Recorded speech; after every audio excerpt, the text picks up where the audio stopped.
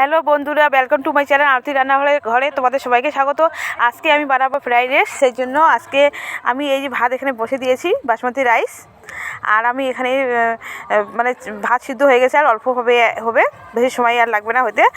আর আমি বানাবো ফুলকপি, আলু, গাজর আর ক্যাপসিকাম দিয়ে একটা তরকারি।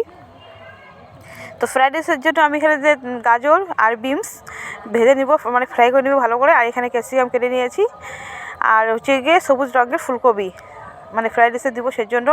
আর এখানে দেখো খাসি মাংস নিয়ে আসছে কতগুলো, 2 কেজি। মানে খাসি মাংস নিয়েছে 1 কেজি, খাসির যে তেল হয় চর্বিটা সেটা নিয়েছে 1/2 কিলো, আর সাইড মাংস নিয়েছে আবার 1/2 কিলো। তো এখানে 2 কিলো মাংস আছে। এতগুলো মাংস আমি রান্না করব না, রান্না করবে আজকে আমার বর, বাইরে রান্না করবে। বাইরে আমরা আজকে উনানে রান্না করব। তো দুপুরবেলা আজকে ফ্রাইড রাইস এগুলো হচ্ছে। আর এই যে মাংসটা এখন বানানো হবে না, মাংসটা হবে রাত্রিবেলা। তো দেখো বন্ধুরা, এই যে এখানে উনানের মধ্যে আজকে মাংস আমরা রান্না করতেছি। তো তার আগে বেগুনি ভাজতেছি, মানে বেগুনের চপ আর কি, চা দিয়ে খাওয়ার জন্য।